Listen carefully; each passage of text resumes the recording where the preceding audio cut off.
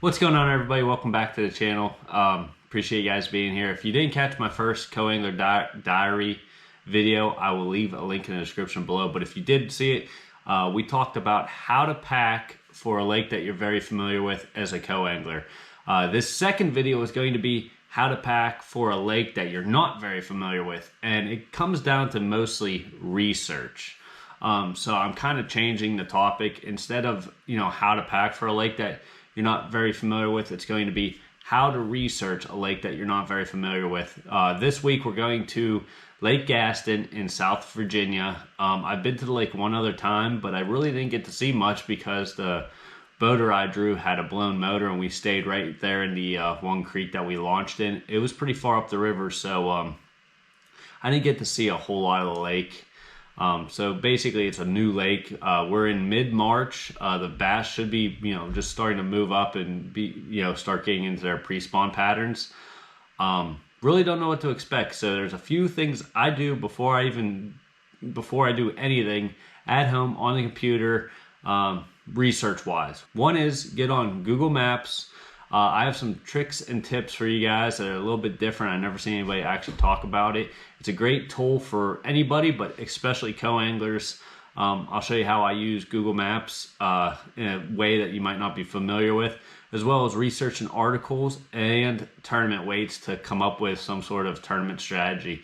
So appreciate you guys being here. Let's just dive right on in. So the very first thing I'm going to do is go on Google Maps. When I'm fishing as a co-angler, now when I'm a boater, it's totally different. I use Google Pro, and it's a whole different setup. But when I'm a co-angler, I really don't need to find spots on Google Maps. I'm more just trying to get familiar with the lake. My main objective is to relate Lake Gaston to another lake that I have fished, preferably another lake that I've fished in March, and kind of try to compare it to them. Then we're going to get into some articles and see if we can find a particular pattern that dominates that lake in March, as well as look at some tournament weights and see what we're looking at as far as size of fish. Alright guys, sorry about the camera work. I'm no professional editor. I don't know really how else to show my screen other than just do it the old school way. So I'm actually going to the internet browser, whatever you use is fine, and I'm going to google.com, and over here I'm going to go up here and I'm going to go to their maps. Where the hell is it? Right there. Now you guys might be used to Google Pro or something like that's on your desktop, or whatever's on your phone. First thing I'm going to do is go to layers. I want to see, there we go, there's your good Google Maps.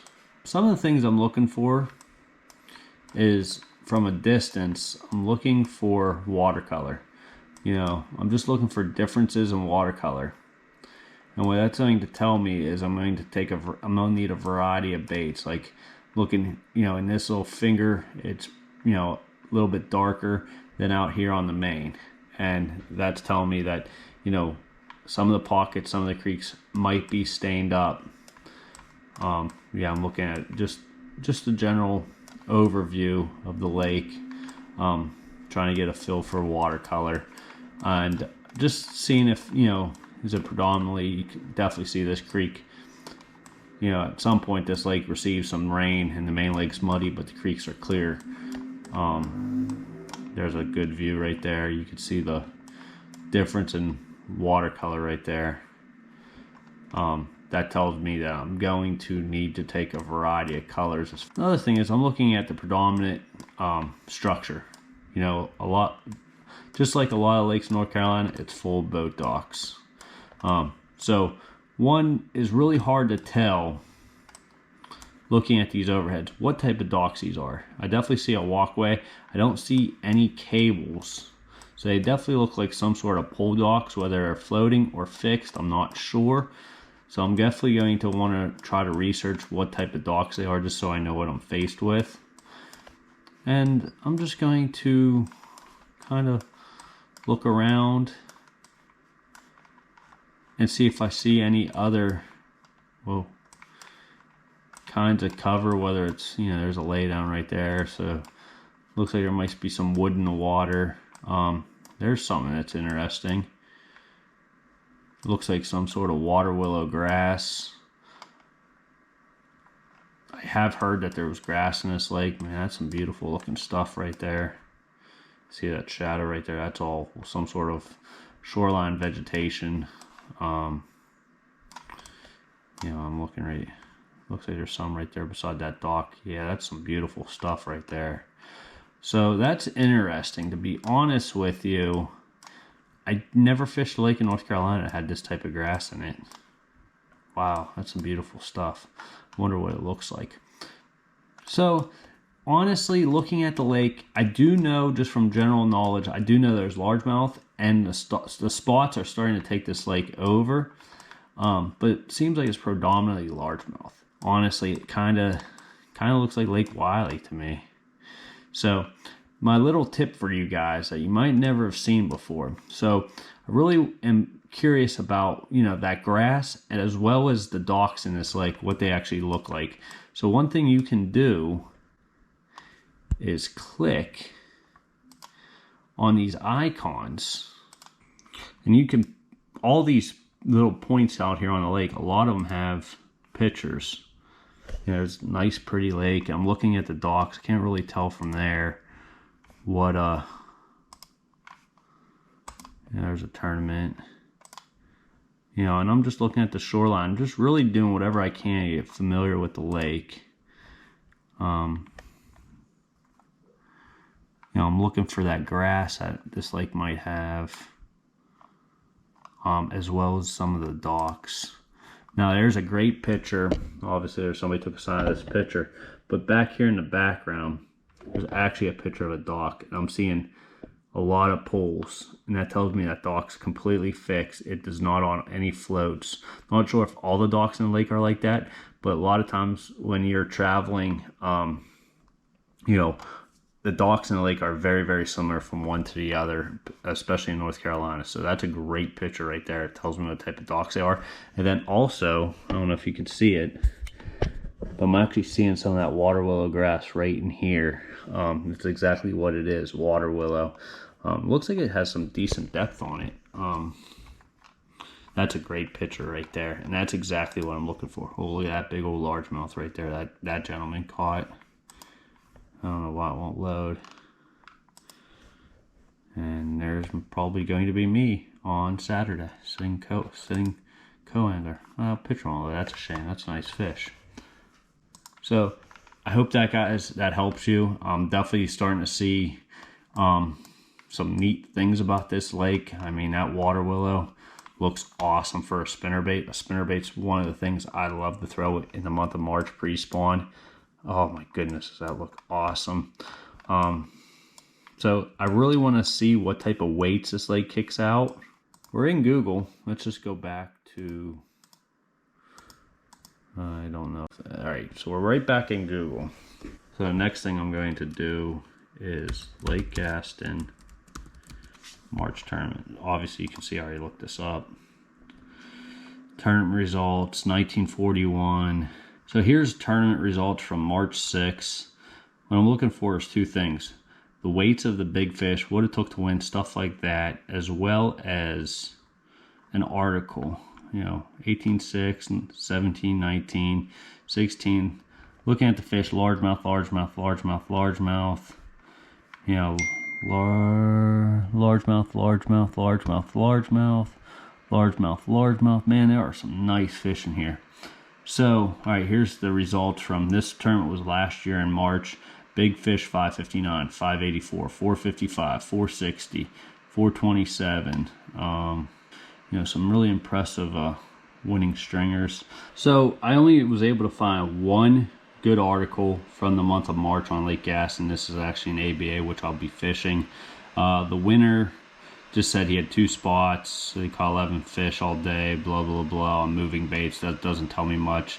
The only thing it says is the guy that won the tournament on the CoAngler side, which is more important. I caught 4 keepers today, all on a spinnerbait, shallow, 2 to 4 feet. Kind of thinking about that shallow water willow grass. It's all I'm really getting. So, and that's not that important. Every day is different out there. Just trying to make sure, covering my basis that every tournament's not dominated doing something.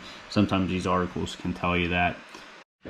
So after doing a ton of research, I'm pretty excited to get down there. It looks like it's a very healthy fishery. I'm going to do another video on how I approach tournaments as a co-angler as far as trying to win. But before I go, I really want to, establish some sort of game plan. When it's a lake like this that I feel has, enough 4.5 to 6 pound fish in it to where a co-angler's probably going to catch one over 5, he's going to be hard to beat. I need to be that co-angler that catches a 5 pounder. With it only being a 3 fish limit, one giant fish like that goes a huge way. So my strategy, and I'm not fishing for points. I'm not fishing the Virginia division for points like I am the North Carolina division. I'm just hopping into this tournament to go down there and fish for a day. It's 6 hours from home. I've never cashed a check on Gaston, so it's on my hit list. So I'm going for the win. I need to figure out a way to win this tournament. So I'm looking at docks, I'm looking at water willow, I'm looking at some very healthy largemouth. I'm going to really lock a spinnerbait in my hand for that water willow. Definitely a jig, trying to target bigger than average fish. The reason I do that is if I can get that one kicker bite, I'll have a great chance to win. Hopefully I catch 2 other keepers along the way to give me a strong 3 fish limit. Sometimes it works out that way, sometimes it doesn't. I'm going to have a Nico rig tied on, especially since there's some spotted bass in the lake. I'm going to take a mag draft with me. If I get a limit on something and I'm just struggling to catch that one kicker, wish me luck in the tournament. That's how I do research. I hope you guys learned a little something.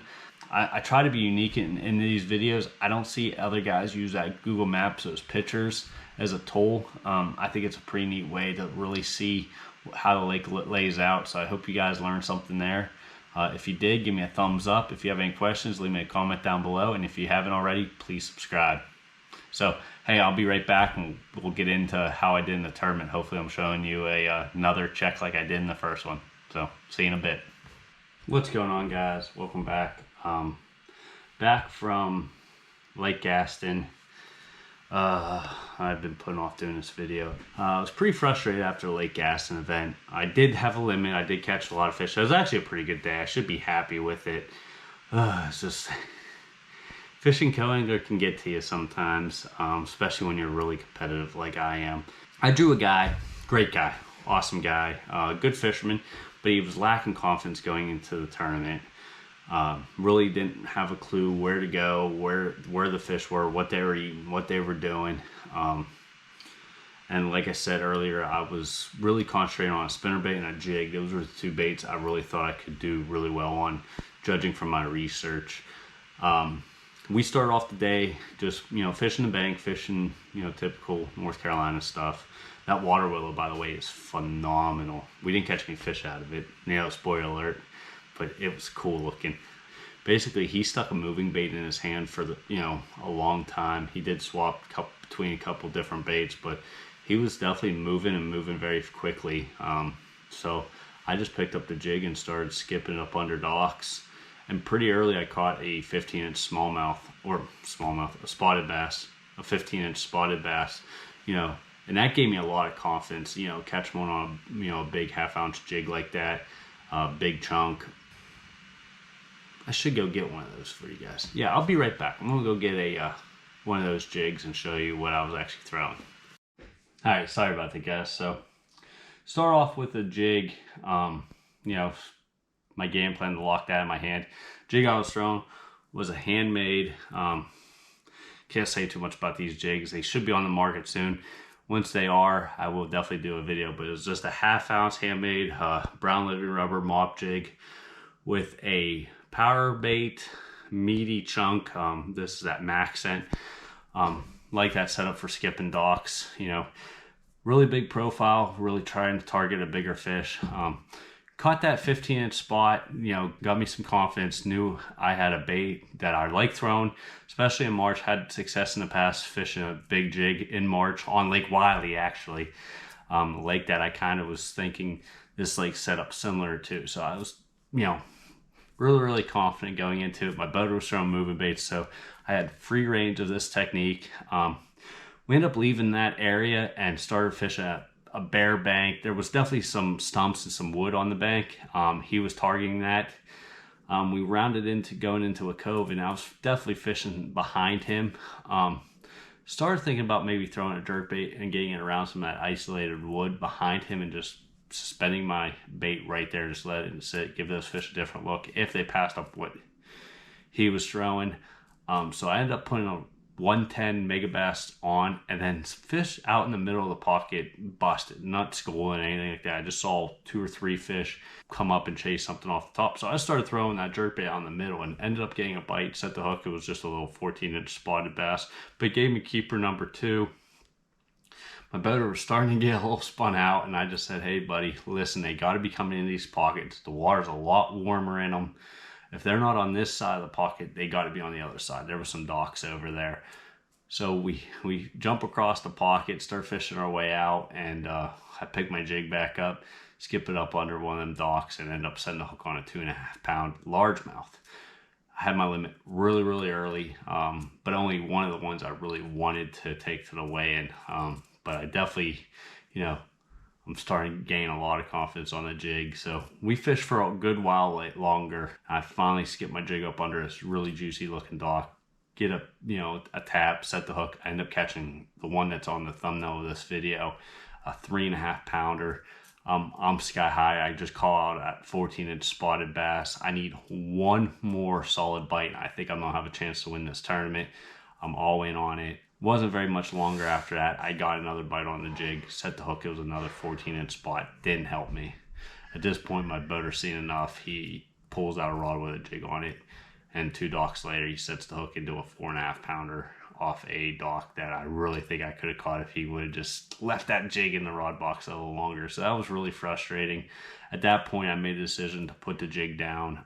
I tied on the mag draft. I threw it for a good long while, hoping to catch one kicker fish to go with those 2 other decent largemouth I had. Throwing a shaky head, throwing an eco rig, just trying something to generate a bite to call out that 15-inch spot. My boater caught another one that was 2.5 pound. Would have been a pound upgrade for me. If I catch that fish, he caught it on a jig. That was the only 2 fish he caught that day. Later in the day, I did finally pick the jig back up and was just really trying to pay attention to what he was missing. If anybody don't know, it's really, really hard to fish a jig behind a guy throwing a jig. It's just one of the baits. If you put it in there, if they present it correctly, the fish are on bite. It's not much you can do behind somebody fishing a jig. I've learned that over the years. But I did, it was the only thing I had confidence in. I haven't had a bite since I put it down. So I really started trying to pay attention just to stuff he was missing, but he was doing a pretty good job skipping that jig into the spots he should have. I did miss one, and then I did catch another 15-inch spotted bass. I called, but I don't think it even helped me. So it was a frustrating day. And then at the weigh-in, it got even more frustrating. They paid the top 3 in this tournament. It took 7.04 pounds to get 3rd place. I had 7.03, so I finished 4th place.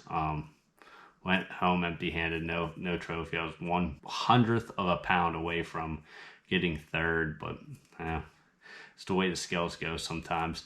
One thing I learned in this tournament is don't get spun out. I was pretty frustrated with the way the day was going. Once he picked up that jig, I just felt like I had to start all over again. I don't regret making the decision to try something else. I thought it was the right decision, but mentally I was just really hard on myself. I was just hard on the situation. I can't do that. I wish I would have handled the situation better mentally and made maybe better decisions of fished other baits with more confidence, and I probably would have done a little better in this tournament. All I needed was one more decent fish. I just never got it. So I hope you guys learned something in this video. The next CoAngler tournament I will be fishing will be next month, middle of April, on High Rock Lake. I looked at the moon phases. We are in between a full moon and a new moon during that tournament, but I'm still pretty scared that will be a sight fishing tournament. That's probably next to live scope. That's probably a CoAngler's worst fear is getting a guy sight fishing. High Rock can be a pretty dirty lake, so hopefully we get some rain leading into that tournament, dirties up the water, and the guys can't sight fish as good, and I get a guy that just goes out fishing, not so much sight fishing. The next video will be how to prepare mentally, and some tips on what type of baits to throw if you get a boater that is sight fishing. That is definitely a very hard situation to fish as a co-angler. So we'll see you there. Thanks for watching.